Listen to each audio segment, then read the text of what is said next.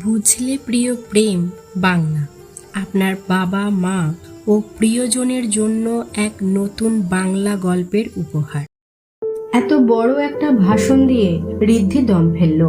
এতক্ষণে ওর জুনিয়র ভাইরা তো ওর ফ্যান হয়ে গেছে, আর জুনিয়র মেয়েদের মধ্যে তো অনেকেই ওর উপর ক্রাশ খেয়ে ফেলেছে।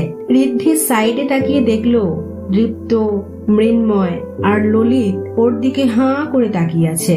ঋদ্ধি দীপ্তকে একটা ধাক্কা মারতেই ও সোজা হয়ে দাঁড়ালো, তার সাথে বাকি দুজনও। দীপ্ত গলাটা ছেড়ে বলল, বলছি ঋদ্ধি, তোর কবে থেকে এত কলেজ প্রীতি জন্মালো? ঋদ্ধি নিচু স্বরে উত্তর দিল, ভাগ সালা, এসব পাঞ্চ লাইন দিতে হয়, না হলে ইমপ্রেস হবে না। তারপর সামনে মেয়েটার দিকে তাকিয়ে বলল, এবার কি ডিসিশন চেঞ্জ হলো মিস সিন্ড্রেলা? সিন্ড্রেলা সিনহা নামটা শুনেই ঋদ্ধি মাধুর্যভাবে সিন্ড্রেলার দিকে তাকিয়ে রইল, আর মনের মধ্যে নামটা বারংবার ঝড় তুলতে লাগলো। দীপ্তর কাঁধে হাত রেখে বলল, ভাই, আমার স্বপ্নের রাজকুমারীর এন্ট্রি হয়ে গেল।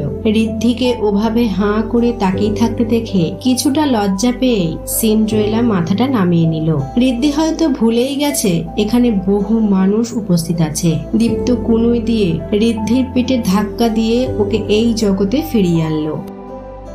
দীপ্ত, এভাবে ক্যাবলার মতন তাকিয়ে থাকিস না, তাহলে দেখিস প্রপোজ করার আগেই রিজেক্ট হয়ে গেছিস। ঋদ্ধি কোনো প্রতিক্রিয়া ছাড়া দীপ্তর দিকে তাকালো। দীপ্ত, কাম অন ম্যান, একটু গম্ভীরতা বজায় রাখ, তুই নক্ষত্র ব্যান্ডের স্বনামধন্য গায়ক, বি লাইক দ্যাট ম্যান। ঋদ্ধিও বেশ গম্ভীর ভাবে সোজা হয়ে দাঁড়ালো, গলাটা পরিষ্কার করে বলল, তো সিন্ড্রেলা, তোমার নামটা তাহলে লিখি? সিন্ড্রেলা মাথাটা নাড়িয়ে হ্যাঁ বলল। ঋদ্ধি, আরো একটা কথা, ফুল টাইম কলেজে থাকতে হবে, 10টা থেকে 1টা, মাঝে মাঝে এক্সট্রা টাইম তো হতে পারে। আর কেউ কি নাম দেবে? আরো দুটো ছেলে তাদের নাম লেখালো। এবার ওরা বেরোতেই যাচ্ছিল, হঠাৎই ঋদ্ধি দীপ্তর দিকে ঘুরে আস্তে করে বলল, ভাই, নাম্বারটা। দীপ্ত হাত দেখিয়ে ওকে থামিয়ে তারপর হাতটা নিজের বুকের কাছে এনে বোঝাতে চাইল, আমি আছি তো। এবার দীপ্ত ফিরে এসে বলল, সিন্ড্রেলা, আর বাকি কারা নাম লেখালি তাদের ফোন নাম্বারটা দে, রিহার্সালের টাইম কখন আসতে হবে, আরো অনেক কিছু জানানোর থাকে। এই ঋদ্ধি, নাম্বারগুলো নোট কর। বলো সিন্ড্রেলা। সিন্ড্রেলা নাম্বারটা বলল, সাথে বাকি দুজন ছেলেও, কিন্তু তারা বৃথাই বলল। ঋদ্ধি ওদের নাম্বার লেখেনি। দীপ্ত, আর সিন্ড্রেলা? ওর নাম Cinderella, Riddhiman Roy. Riddhi, oh, you know me? Cinderella, yeah, Nakshatra ব্যান্ডের সব গান আমি শুনি। ঋদ্ধি তো এখন মেঘের মধ্যে উঠছে, এই মেয়েটা তো ওর ফ্যানই হয়ে বসে আছে, আরো ওকেই। ঋদ্ধি, ও গ্রেট, তো আমি ফোন করে জানিয়ে দেব রিহার্সালে কখন আসতে হবে। Cinderella, okay. Riddhi, bye. Cinderella, yeah. Riddhi, okay, see you soon. Cinderella, Riddhi, Dipto এতক্ষণ নীরব দর্শক হয়ে ওদের কথাবার্তা শুনছিল, কিন্তু বাই বলার পরেও ঋদ্ধির নড়ার নামগন্ধ না পেয়ে ও জোরে ঠেলে ঋদ্ধিকে বাইরে নিয়ে গেল। আচমকা এইরকম ঠেলাতেই ঋদ্ধি বাইরে বেরিয়েই হকচকিয়ে গেল।